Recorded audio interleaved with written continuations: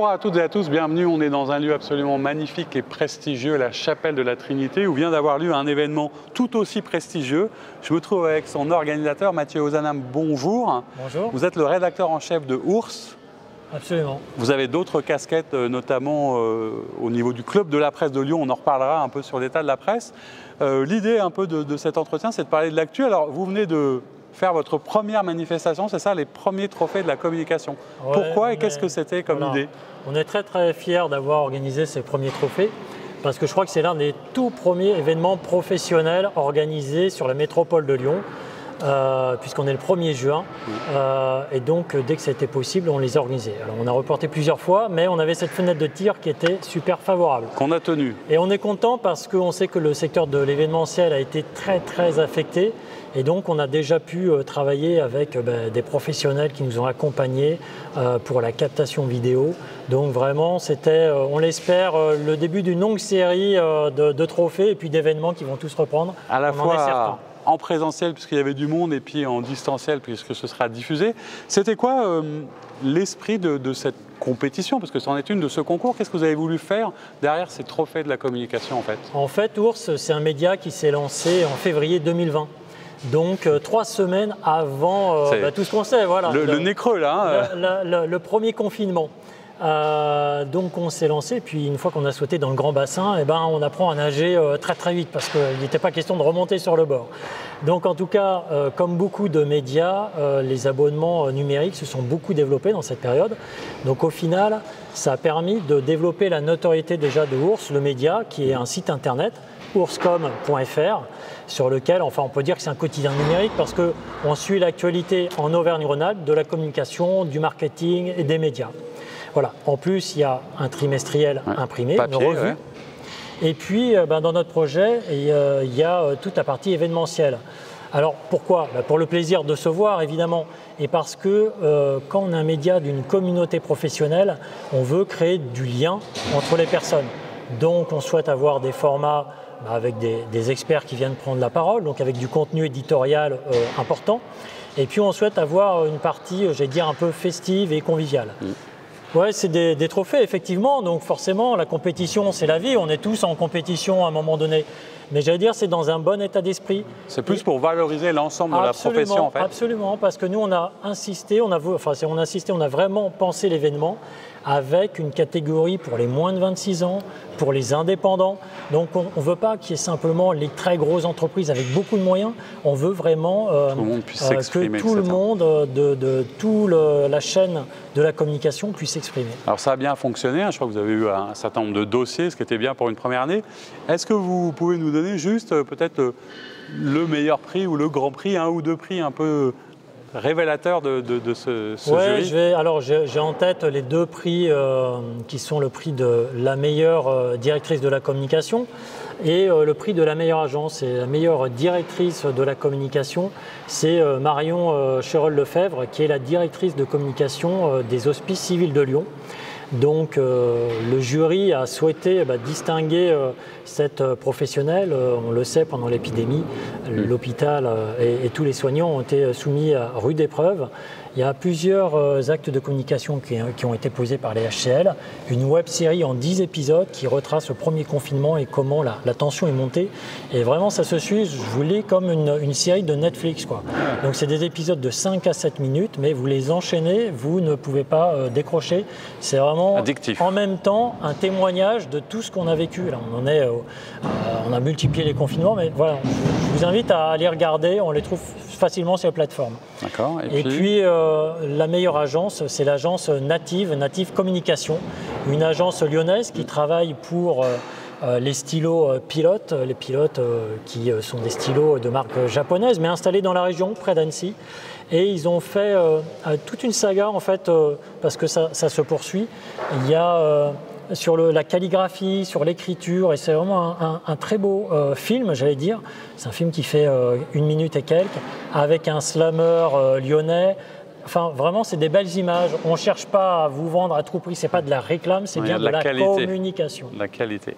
Alors, c'est l'occasion aussi de parler un petit peu d'Ours et de votre ligne éditoriale. Donc, évidemment, la communication en Auvergne-Rhône-Alpes. Mais vous, un peu dans votre histoire, vous venez où, d'où et pourquoi est-ce que vous avez eu, avec votre équipe, envie de créer un nouveau magazine, ce qui est quand même plutôt un challenge dans la période? Alors nous, on est issus avec un ancien collègue, Julien, qui était le commercial d'un titre qui était un titre de référence dans la région, qui s'appelait Intermédia, qui existait pendant 37 ans, un journal qui s'est créé dans les années 80. Donc si vous reprojetez dans les années 80, le Minitel n'était même pas encore là, il était en train d'arriver. Ouais. Et donc ce média s'est adapté au fur et à mesure, mais n'a pas franchi le seuil, j'allais dire, d'aller vers un média digital. Ce n'était pas le souhait à l'époque du fondateur de ce journal. Donc, quand Intermédia a disparu, on avait deux possibilités avec Julien, soit de se dire au revoir et de se dire bon, on reste en contact sur LinkedIn, c'est sympa et tout, soit de relancer quelque chose. Et voilà, vous avez compris qu'il y avait de l'enthousiasme, il y avait de l'envie. Nous étions assez persuadés qu'il fallait avoir un média qui était numérique d'abord, parce l'information va très très vite, on s'informe par les réseaux sociaux, par différentes plateformes, et donc il faut être très réactif à l'actualité. Et le web propose deux choses, la réactivité, on peut aller très vite, mais on peut avoir de la profondeur, parce qu'on n'a plus une colonne, on n'est plus limité par un nombre de pages. Si je souhaite faire une interview que vous allez mettre 10 minutes à lire, parce que ça va être très très long, on a cette possibilité, on a cette profondeur. Bon, c'est la partie web, mais on voulait garder quand même, on est comme on le dit souvent, un pur player qui aimons le print. Le print, c'est l'imprimé. Et on voulait une revue, une belle revue. Belle revue. D'ailleurs, on l'a reçue la dernière il n'y a pas très longtemps, c'est effectivement très réussi. Alors peut-être un petit mot sur le bilan, là, ça fait quoi, une petite année que ça existe? Comment ça se passe? Est-ce que vous êtes plutôt content de l'accueil, des résultats, du nombre d'abonnements? Il y en a jamais assez, mais c'est plutôt positif pour l'instant. Ça fait 1 an et demi qu'on s'est lancé. Donc évidemment, on était comme tout le monde en se demandant comment les choses allaient évoluer du point de vue de l'économie. Généralement, ce qu'on dit, c'est que le premier budget qu'on coupe, c'est celui de la communication. Ce qui ne fait pas forcément nos affaires, parce que si les directions de la communication et du marketing ont moins de budget, ils ne vont peut-être pas forcément penser d'abord à s'abonner. Et pareil pour les agences, si elles ont moins de clients, elles vont avoir moins d'activités. Bon, il s'avère qu'on a eu plus d'abonnements que ce que nous avions prévu. Voilà, quand on allait voir la banque pour demander un prêt, on doit présenter un projet, un prévisionnel sur 3 ans. Et nous, la première année, on pensait avoir beaucoup moins d'abonnés. Donc ça a été la bonne surprise. Et si c'était une bonne surprise, c'est que ça avait une résonance. Ce n'est pas juste que les gens ont voulu nous faire plaisir, évidemment. Ils ont voulu rester en lien. Et ça permet justement de valoriser ce que l'on fait et de savoir quel est le jeune professionnel qui commence à venir sur le marché du travail, de se faire connaître. Et donc, c'est vraiment créer du lien. Donc, là où on est satisfait. J'allais dire qu'aujourd'hui, c'est le 2e étage de la fusée qu'on a propulsé avec les ours de la communication. Voilà. Enfin, nous espérons que nous allons pouvoir refaire des événements avec des ours de la communication, avec des formats plus légers, mais on l'espère avec les masques, avec toutes les mesures sanitaires, la vaccination qui progresse, on va avoir plus de facilité à se rencontrer enfin. On sera ravis, on sera toujours là avec Immédiat Politique pour en parler.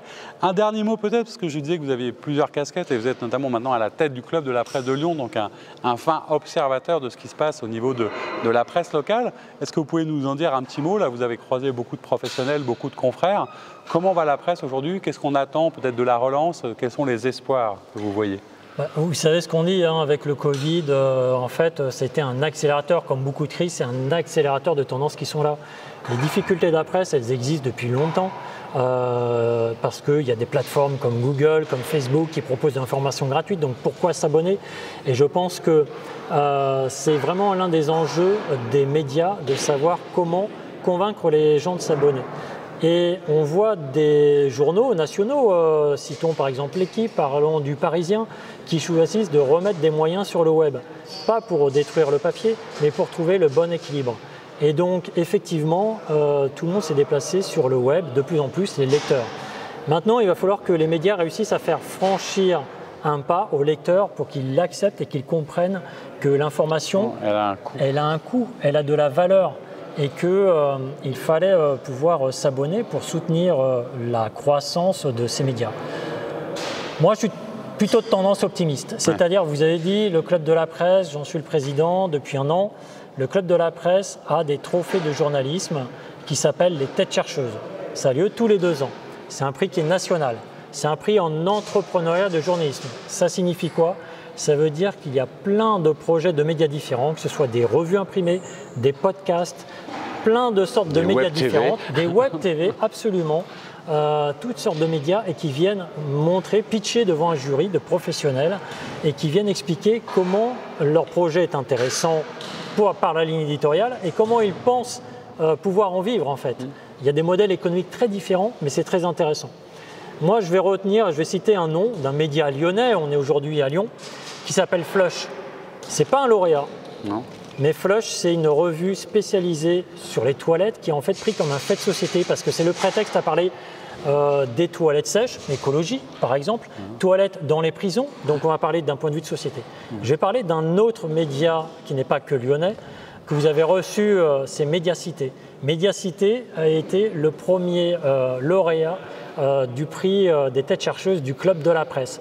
Et vous voyez aujourd'hui où on en est, il y a Lille, il y a Nantes, Toulouse, il y a une nouvelle ville qui va s'ouvrir, peut-être Bordeaux si j'ai bien saisi.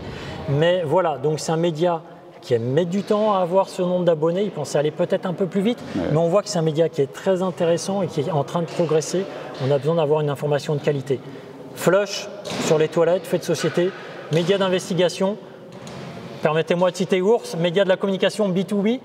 Donc oui, il y a des difficultés dans la presse, mais il y a des projets, il y a de l'énergie et il y a vraiment des envies. Donc on sent qu'il y a du répondant. Et puis on sent que ça repart un peu.